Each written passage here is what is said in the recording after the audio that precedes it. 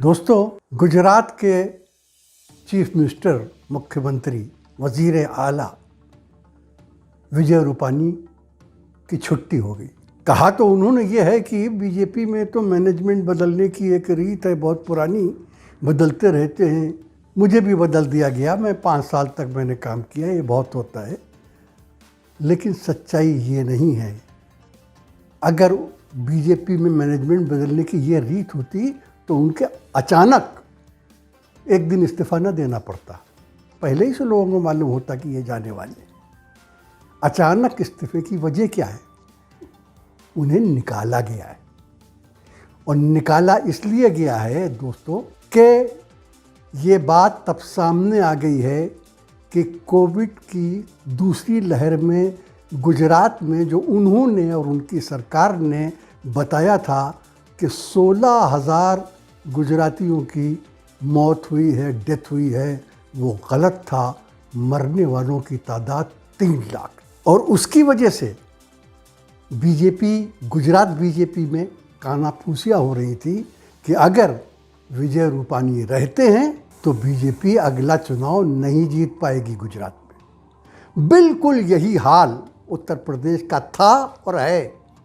वहाँ भी बीजेपी के अंदर ये कानाफूसियाँ चल रही थी और चल रही हैं कि अगर आदित्यनाथ यूपी के चीफ मिनिस्टर रहे और उनके लीडरशिप में, उनके नेतृत्व में, उनकी क़यादत में इलेक्शन लड़ा गया तो यूपी में बीजेपी का स्वाहा हो जाएगा, यानी 100 सीटें भी मिलना मुश्किल हो जाएंगी। मैं आपसे एक बात बताता हूँ दोस्तों, ये कितने अजीब व गरीब लोग हैं जो ये समझते हैं कि फिगर्स, तादाद, संख्या छुपाने से चीज़ें छुप जाती। अरे अगर गुजरात में 3 लाख लोगों की मौत हुई है तो आप सारी दुनिया से ये बात छुपा सकते हैं, लेकिन क्या उन 3 लाख घरों से छुपा सकते हैं जिनके घरों में ये मौतें हुई? आप गंगा में बहती हुई लाशों की तादाद छुपा सकते हैं, शायद उनकी यादें भी हमारे दिमाग से निकाल सकते हैं, लेकिन क्या उन लोगों के दिमाग से उनकी यादें निकाल सकते हैं जिनमें मौजों में बहने वाली इन लाशों और रेत में गाड़े जाने वाले लोगों में उनकी पिता भी थे, उनकी माता भी थी, उनकी पति भी थे, उनकी पत्नी भी थी, उनका बेटा भी था, उनकी बेटी भी थी, उनका भाई भी था, उनका बहन भी था। क्या आप उनसे छुपा सकते?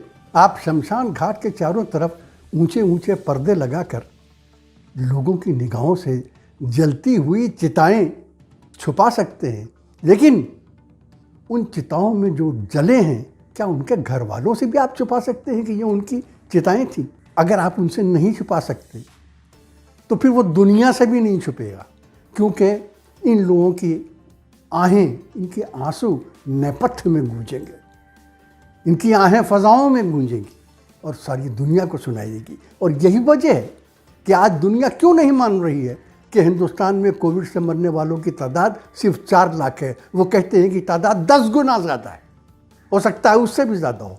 तो दुनिया क्यों नहीं मान रही? इसलिए कि मरने वालों के घरों से आप मरने वालों का हाल नहीं छुपा सकते। दूसरी बात, ये जो मेला लगा हुआ है बीजेपी में चीफ मिनिस्टरों के निकालने का, तीसरी स्टेट है गुजरात जिसके चीफ मिनिस्टर निकाले गए। इससे पहले उत्तराखंड और कर्नाटका में हो चुका है। उत्तराखंड में तो लतीफ़ा, जोक बन गया है कि चीफ मिनिस्टर को आया राम गया राम कहने लगे।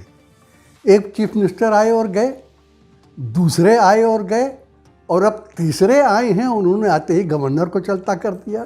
कर्नाटक में बसवराज बोम्मई ने येदियुरप्पा की जगह ली, और बसवराज बोम्मई से जब अपनी कैबिनेट ही नहीं संभाली जा रही है तो स्टेट और राज्य को कैसे संभालेंगे?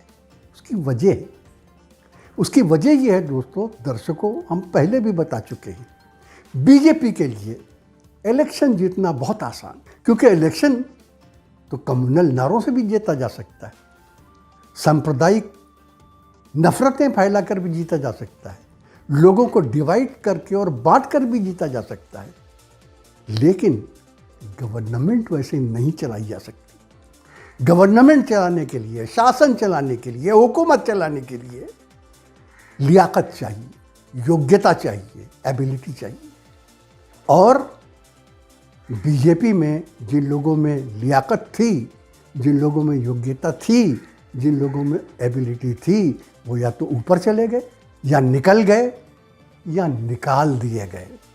अब बीजेपी में अकल का कहत काल पड़ा हुआ है। तो नारों से बनाई जा सकती हैं, चलाई नहीं जा सकती। रूपानी को निकालना बहुत आसान था, क्योंकि विजय रूपानी बेचारे को निकालना ज़्यादा मुश्किल नहीं था। कहा जाता है कि उन्हें इस तरीके इसलिए निकाला गया है कि कोविड की दूसरी लहर को वो संभाल नहीं पाए थे, लेकिन वजह ये नहीं थी। वजह ये थी, उन्हें इसलिए निकाल दिया गया कि उनकी अपनी औकात क्या थी।